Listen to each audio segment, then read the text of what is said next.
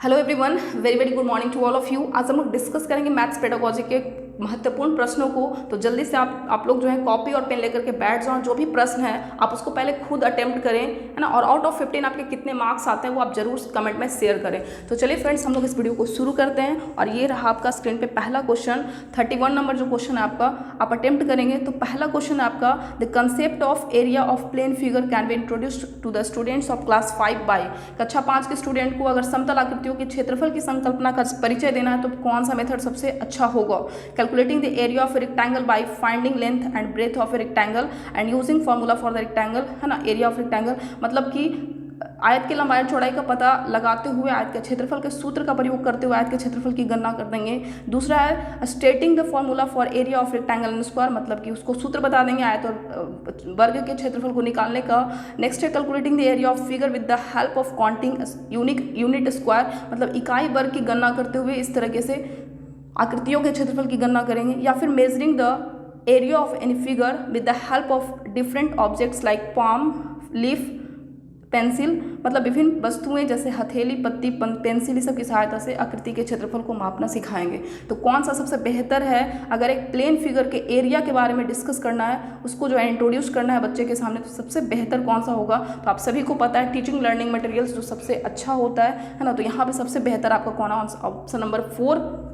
विभिन्न वस्तुएं जैसे कि हथेली, पत्ती, पेंसिल की सहायता से क्या करेंगे, किसी भी आकृति के क्षेत्रफल को आप मापना सिखा सकते हैं। तो ऑप्शन 4 सबसे बेहतर है। नेक्स्ट क्वेश्चन पे चलते हैं। क्वेश्चन नंबर है 32। Computation skill in mathematics can be enhanced bye.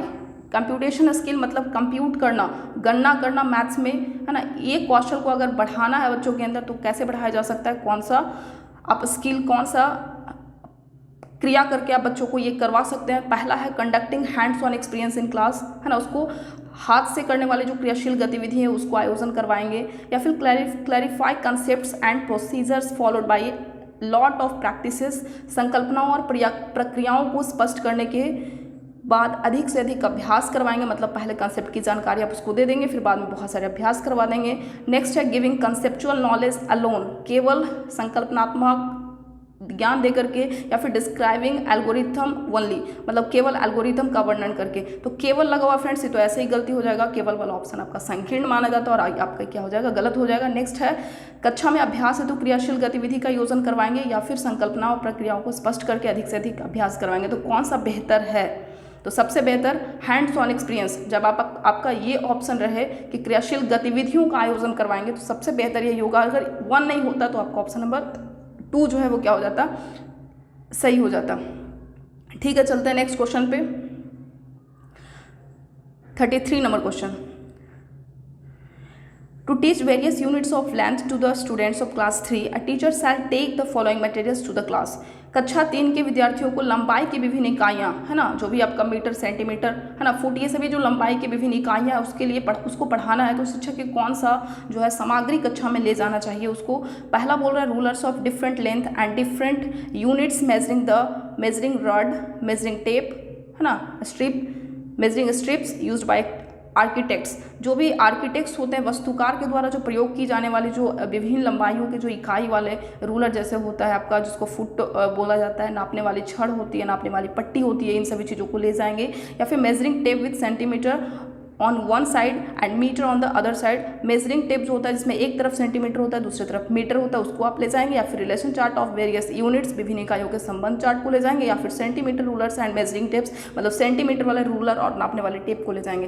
कौन सा आंसर सबसे बेहतर है, तो अगर हम ऑप्शन नंबर 1 को देखें तो इसमें विभिन्न लंबाइयों, है ना, इकाई वाले रूलर, नापने वाली छड़, पट्टी, है ना, सभी जो भी वस्तुकार के द्वारा, जो आर्किटेक्ट्स के द्वारा उपयोग में लाया जाता है वो सभी जो है ले जा रहे हैं। तो यहाँ पे विभिन्न इकाइयों, यहाँ पे जो है अलग अलग तरीके से आप मेजर करना सिखा देंगे, क्योंकि आपके पास क्या है, लर्निंग मटेरियल्स काफ़ी ज़्यादा है यहाँ पे। तो सबसे बेहतर आंसर कौन सा हो गया, ऑप्शन नंबर 1।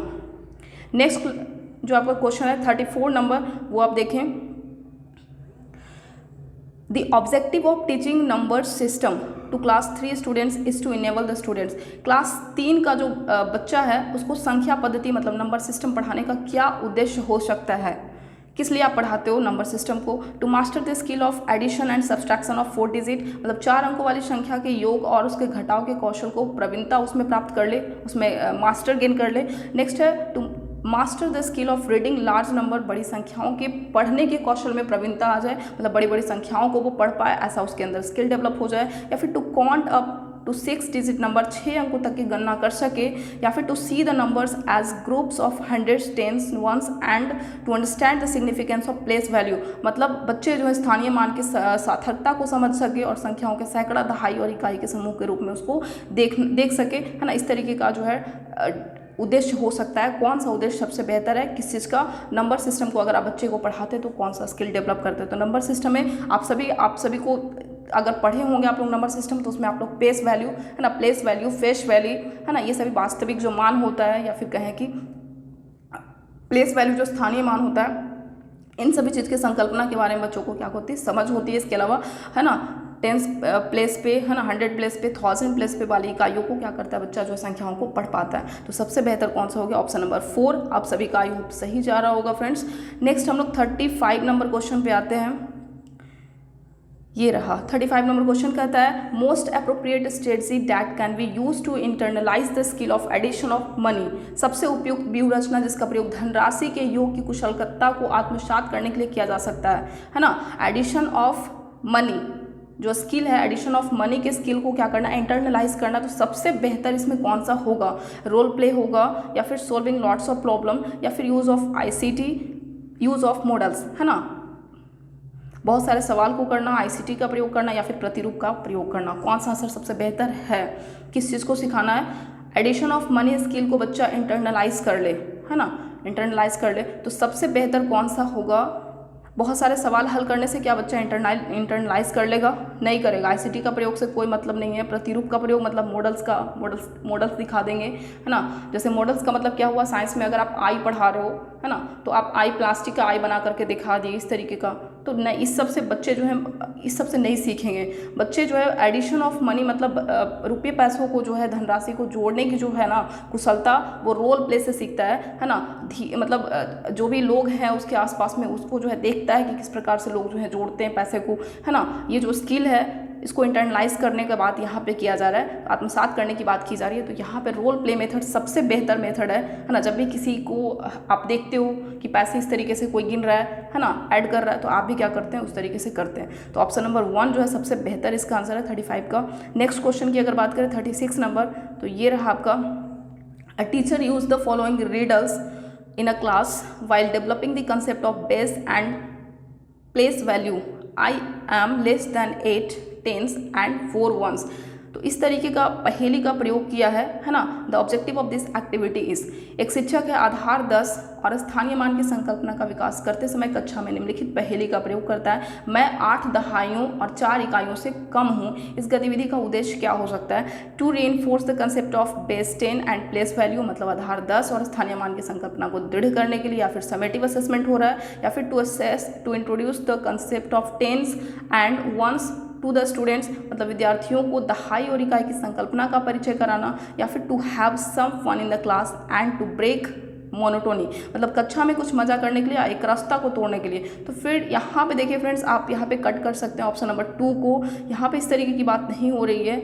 नेक्स्ट है आपका ऑप्शन नंबर 4 कट गया। और ये जो बोल रहा है विद्यार्थियों को दहाई और इकाई की संकल्पना का परिचय करवाना, तो ठीक बात है, लेकिन यहाँ पे गतिविधि हो रहा है आधार 10 और स्थानीय मान की। तो यहाँ पे कहीं ना कहीं स्थानीय मान के कारण ऑप्शन नंबर 1 जो है कहा हो गया, वो ज़्यादा आपका राइट है। तो option number 1 is the right answer for 36 number question. तो 36 नंबर क्वेश्चन का सबसे अच्छा आंसर कौन सा हो जाएगा? ऑप्शन नंबर 1 हो जाएगा। नेक्स्ट चले 37 नंबर क्वेश्चन। 37 नंबर क्वेश्चन कहता है to assess the students competency on solving of word problems based on addition and subtraction, rubrics of assessment are, मतलब योग और व्यवकलन मतलब घटाव होता है ना। एडिशन और सब्सट्रैक्शन पर आधारित शब्दों में दिए गए सवालों को हल करने की विद्यार्थियों की दक्षता का आकलन करने के लिए आकलन का शीर्षक क्या होना चाहिए? तो आपको इस तरीके का आकलन करना है, किस तरीके का? एडिशन और सब्सट्रैक्शन पे आधारित शब्द में दिए गए सवाल हैं, होते हैं ना शब्द में दिए गए सवाल, है ना। 10 तो 10 इस तरीके से लिखा रहता है, आपको शब्दों में लिखा रहता है। तो ऐसे दक्षता के विकास के लिए आपको आकलन का शीर्षक क्या होना चाहिए, ये आपको डिसाइड करना है। तो सबसे पहला बोल रहा है शीर्षक ये होना चाहिए understanding of problem and writing of correct solution, मतलब सवाल का बोधन और सही जवाब लिखना। Next identification of problem performing correct correlation, मतलब सवाल की पहचान और सही संक्रिया निष्पादित करना। या फिर इनकरेक्ट या पार्शियली करेक्ट, कम्प्लीटली करेक्ट, मतलब गलत, आंशिक रूप से सही और पूर्ण सही, इस तरीके का आप आकलन मतलब शीर्षक देंगे। या फिर comprehension of problem, identification of operation to be performed, representation of problem, mathematically solution of problems and representation of problem, मतलब सवाल का बोधन, निष्पादन की जाने वाली संक्रिया की पहचान, समस्या से का गणितीय रूप में निरूपण, या फिर सवाल का समाधान और प्रस्तुतिकरण। कौन सा आंसर सबसे बेहतर है 37 का? मतलब आकलन का जो शीर्षक होना चाहिए वो क्या होना चाहिए, आपको क्या करना है, ऐड और सब्सट्रैक्शन पे आधारित शब्दों में दिए गए सवाल को हल करने की विद्यार्थियों की दक्षता का आकलन कर रहे हैं। आपके बच्चे दक्ष हैं या नहीं, जो सब अंकों के जगह पे हम शब्द में अगर यूज़ करते हैं एडिशन और सब्सट्रैक्शन को, तो यहाँ पे बच्चे का सबसे अच्छा जो होगा वो ये नहीं होगा, ये भी नहीं होगा, ये भी नहीं होगा। आपका आंसर कौन सा हो जाएगा? ऑप्शन नंबर 4 हो जाएगा।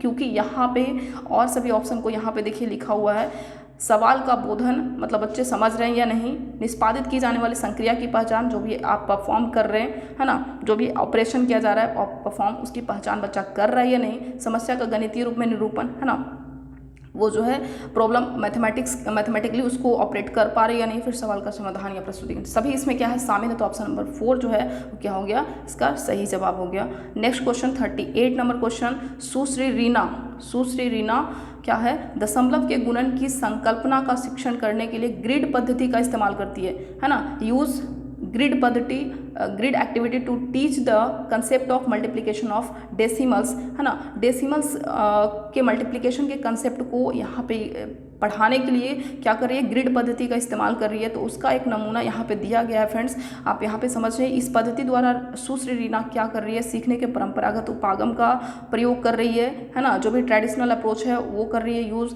या फिर समस्या समाधान कौशल के विकास पे बल दे रही है, मतलब प्रॉब्लम सॉल्विंग स्किल डेवलपिंग उस पर फोकस कर रही है, या फिर focusing more on procedural knowledge and less of conceptual knowledge, मतलब प्रक्रमणशील ज्ञान पर ज़्यादा बल दे रही है, संकल्पना पे कम दे रही है, या फिर संकल्पना ज्ञान पर और समस्या समाधान पर ज़्यादा बल दे रही है, प्रकरणशील ज्ञान पर जो है कम दे रही है। तो कौन सा आंसर बेहतर है? आप सबसे पहले समझ लें यहाँ पे ग्रिड पद्धति होता है क्या फ्रेंड्स। तो ग्रिड पद्धति के द्वारा अगर आप किसी भी चीज़ को मल्टीप्लाई कर रहे हैं, सबसे पहले ग्रिड पद्धति जो मैथमेटिक्स में यूज़ किया जाता है, एडिशन, मल्टीप्लिकेशन, सब्सट्रैक्शन, सभी चीज़ को सिखाने के लिए बच्चों को, जैसे कि अगर यहाँ पे ग्रिड पद्धति का यूज़ कर करके 36 इंटू, है ना, 36 इंटू 24 करना है आपको, 36 इंटू 24 करना है। तो ग्रिड पद्धति में इस तरीके से किया जाता है। 36 को इस तरीके से लिखते हैं 30 और 6, और 24 को लिखते हैं 20 और 4। इस तरीके से आप मल्टीप्लाई करते हो।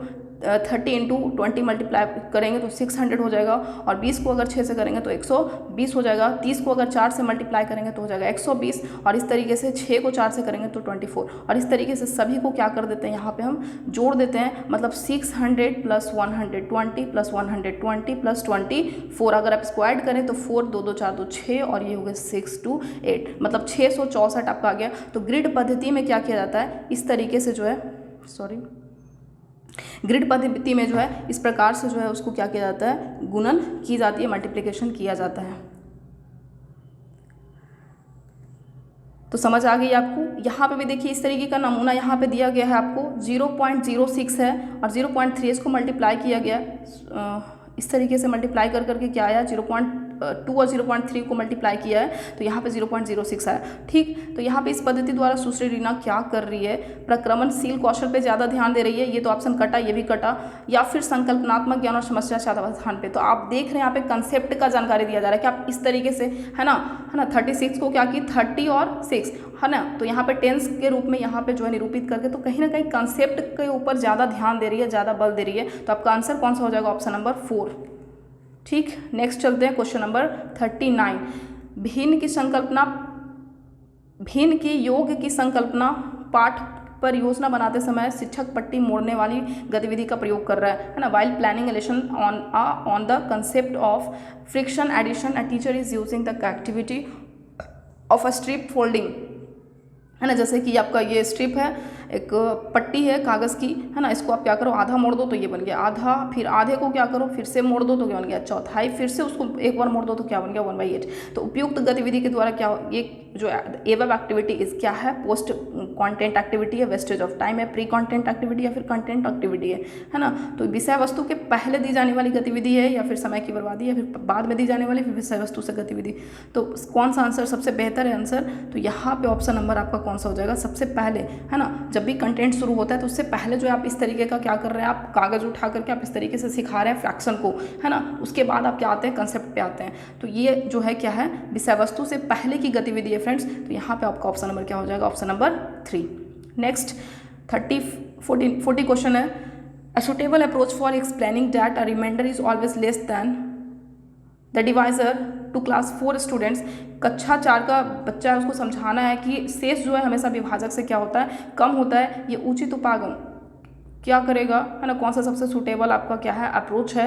अनेक विद्यार्थियों को मौखिक रूप से स्पष्ट करना, मतलब आप एक्सप्लेन कर देंगे वर्बली, या फिर विभाजन वाले सवालों को मिश्रित भिन्नों के रूप में निरूपित करना और यह स्पष्ट करना कि भिन्न का अंश शेष है ना। Represent division sums as mixed fraction and explain the numerator of the fraction part is the remainder. या फिर वस्तुओं को विभाजक के गुणजों में समूहीकृत करना और प्रदर्शित करना कि वस्तुओं की संख्या जो समूह में नहीं है विभाजक से क्या है कम है। या फिर श्यामपट्ट पर विभाजन करने वाले बहुत सारे सवाल लिख देना और बार बार। तो ये तो बहुत घटिया मेथड है कि आप सवाल लिख दो और इस तरीके से मौखिक रूप से भी आप नहीं कर सकते। तो 2 भी कटा, 1 कट गया आपका, 2 क्या है सवालों को मिश्रित रूप से, है ना, बहुत अलग अलग तरीके, ठीक है देखते हैं। लेकिन ऑप्शन नंबर 3 को देखिए आप, वस्तुओं को विभाजक के गुणजों में समूहित करना, है ना। यहाँ पे वस्तुओं को क्या किया जाता है, जैसे कि 10 है ना, 10 डिवाइड बाई 3 है, ठीक इस तरीके का है।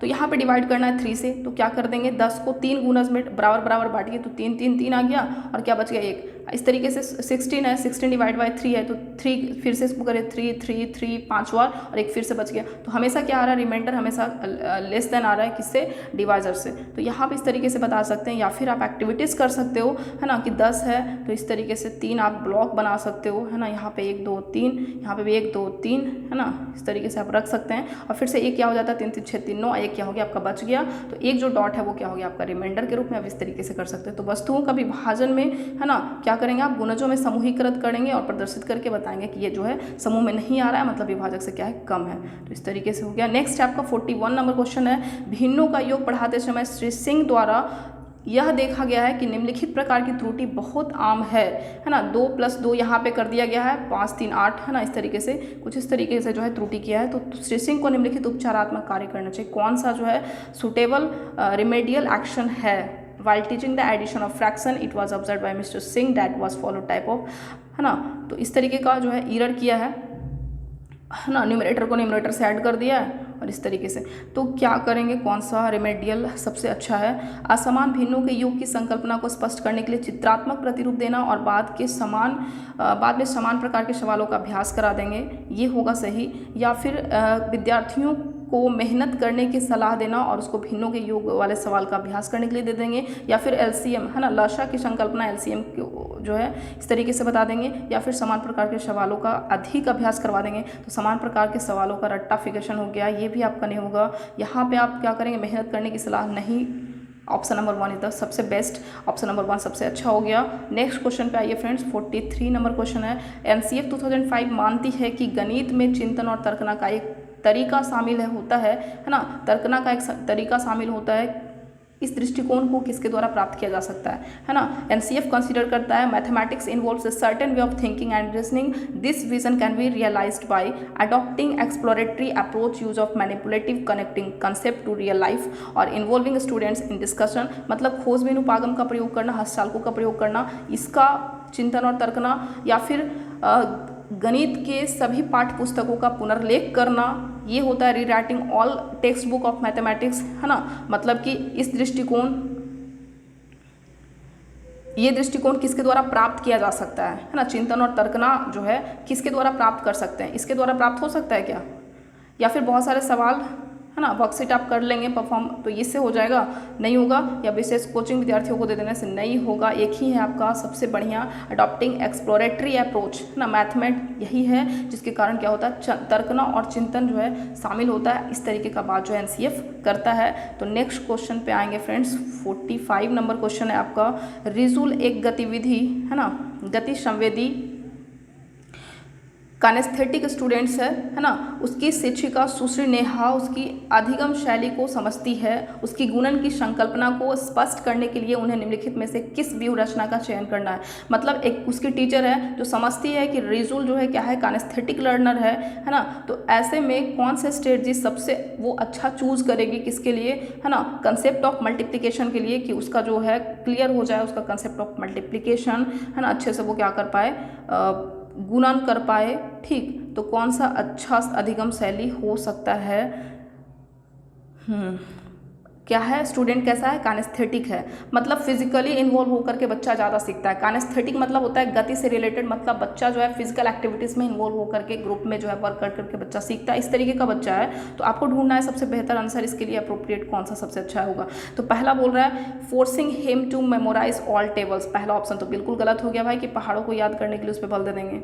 दूसरा बोल रहा है using string and beads of 2 different colours of to get the multiple of 2 and 3, ना 2 और 3 आदि के गुणज प्राप्त करने के लिए 2 भिन्न रंग वाली मोती और धागे का प्रयोग करना। ठीक है, देखते हैं कटवा गिनती जिसको बोलते हैं स्किप काउंटिंग। स्किप काउंटिंग में क्या होता है फ्रेंड्स, जैसे कटवा गिनती में होता है ना, आप करते हो गिनती 10, 20, 30, है ना, अब अगर स्किप काउंटिंग करना है एज ए 10, तो 10, 20, 30, 40, 50, 60 इस तरीके से बच्चों सिखाते हो ताकि वो आसान से सीख सके। अब स्किप काउंटिंग एज ए 5 करना है तो 5, 10, 15, 20, 25 इस तरीके से 0, 2, 4 एक को स्किप कर करके इस तरीके से आप कर रहे हैं। स्किप काउंटिंग मतलब एक को स्किप करते जाना है और दूसरे को पढ़ते जाना है, तो मतलब इस तरीके से आप कर सकते हैं। यहाँ पे 5 का हम स्किप कर दिए, यहाँ पे 10 का स्किप कर दिए, यहाँ पे 2 का स्किप, आप इस तरीके से कर सकते हैं। तो क्या ऐसा करवाएंगे बच्चों को, क्या इसमें फिजिकल एक्टिविटीज़ वगैरह है इन्वॉल्व, नहीं है, तो ये भी ऑप्शन आपका क्या हो गया, कट गया। नेक्स्ट पे आइए, आड़ी तिरछी रेखाओं पर प्रतिच्छेदन बिंदुओं को गिनना, है ना, जो भी इंटरसेक्शन पॉइंट्स आएगा उसको जो है गिन करके, कि 2 आया है ना, 2 into 1 हो गया, है ना, 2 रेखा को 1 रेखा काटा, इस तरीके से आप सिखाएंगे। सबसे बेहतर कौन सा होगा आंसर, तो आप यहाँ पे देख रहे हैं, है ना, 2 भिन्न रंग वाले मोती और धागे का प्रयोग किया गया, तो कहीं कहीं यहाँ पे हैंड्स ऑन एक्सपीरियंस ज़्यादा हो रहा है। बच्चे फिजिकली एक्ट कर करके जब सीखते हैं ना, तो उसको बोलते हैं गति कानेस्थेटिक स्टूडेंट्स, मतलब ऐसे स्टूडेंट्स फिजिकली एक्टिव होना चाहते हैं। तो ये जो ऑप्शन है आपका सबसे बेहतर आंसर होगा, ऑप्शन नंबर 2। चलिए नेक्स्ट क्वेश्चन पे आते हैं, 46 नंबर क्वेश्चन ये रहा आपका। Use of abacus in class 2 does not help the students to, abacus का यूज़ कर करके, है ना, कक्षा 2 में अबेकस का प्रयोग डैश में विद्यार्थियों की सहायता नहीं करता है। तो अबेकस का प्रयोग से बच्चे जो भी हैं कैलकुलेशन करना सीखते हैं, है ना, मल्टीप्लिकेशन, इसके अलावा एडिशन, सब्सट्रैक्शन, तो कौन सा इसमें से नहीं सहायता करेगा बिना किसी त्रुटि के संख्याओं को पढ़ना, तो ठीक है, तो करता है। शब्दों में दी गई संख्याओं के समान संख्याक लिखना, जो भी आपका इक्विवेलेंट नंबर्स होगा उसको भी आप रीराइट कर दोगे, या फिर गणना में परिशुद्धता करना, मतलब अटेन परफेक्शन इन काउंटिंग, ये हो सकता है स्थानीय मान की संकल्पना को समझना, कहीं ना कहीं ये भी हो जाता है आपका understanding of significance of place value, आप प्लेस वैल्यू यहाँ पे कर सकते हो। तो एक चीज़ आपका नहीं होगा, शब्दों में दी गई संख्याओं के समान संख्याक को लिखना, है ना, एक मतलब right the numeral equivalent of numbers given in words, आप इसको वर्ड्स में नहीं लिख सकते हैं, ठीक ना, शब्दों के द्वारा, है ना, वर्ड्स में आप नहीं लिख सकते हैं right the numeral equivalent two numbers given in words, तो आप ये नहीं कर सकते, बाकी सब आप कर सकते हैं अबेकस के प्रयोग से। नेक्स्ट है question number 47, recognition of pattern and their completion is an essential part of mathematics curriculum at primary stage as it, pattern की पहचान करना और उन्हें पूरा करना, है ना, प्राथमिक स्तर की गणित की पाठ्यचर्या का एक अनिवार्य हिस्सा होता है। क्यों होता है, तो पहला ऑप्शन है आपका prepare students to take up competitive examination, मतलब प्रतियोगी परीक्षा के लिए आप बच्चों को तैयार करते हैं, इसलिए आप पैटर्न वाले परीक्षा है ना इस तरीके का करवाते हैं, या फिर उसको सुडोकू पहेली हल कराने के लिए विद्यार्थी की सहायता करेगा, या फिर सृजनात्मकता को बढ़ावा देगा और संख्याओं और संक्रियाओं की विशेषता को समझने में उसकी सहायता करेगा, है ना, promotes creativity among students and helps them to understand properties of numbers and operations, या फिर develop creativity and artistic attributes in students, मतलब बच्चों में जो है सृजनात्मकता और कलात्मक गुणों का विकास होगा। तो सबसे बेहतर कौन सा होगा, जब आप पैटर्न की पहचान करवाते हैं ना, इस तरीके का बच्चे पैटर्न बहुत सारे होते हैं उसमें पहचान करते हैं, खाली स्थान को पूरा करते हैं, तो ऐसे में क्या होता है बच्चे जो है सृजनात्मक अपने नया क्रिएशन करते हैं, वहाँ पे बच्चे संख्या और संक्रियाओं की विशेषता को समझने में उसको सहायता मिलता है। तो ऑप्शन नंबर 3 जो है सबसे राइट आंसर है ना, ऑप्शन नंबर 3 आपका इसका सही होगा। नेक्स्ट क्वेश्चन है 50, सॉरी बस यहीं तक आपका था। तो आई होप आप सभी का नंबर बहुत अच्छे आए होंगे। जो भी नंबर आपके आए हैं वो आप ज़रूर कमेंट में शेयर करें फ्रेंड्स, ताकि हमें पता चले कि आप लोगों का तैयारी किस तरीके की चल रही है ना। मैथ्स पेडागोजी में हमें और भी कंसेप्चुअल कुछ क्लास लेना होगा, या फिर आपका सही चल रहा है वो हम यहाँ पे देखना चाहते हैं। तो प्लीज़ तो आप लोग जल्दी से आप लोग अपना अपना जो है स्कोर जो है जल्दी से काउंट कर करके आप शेयर करें। तो क्लास को यहीं पे ख़त्म करते हैं।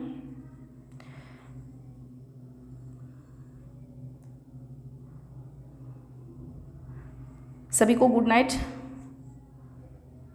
Thanks for watching.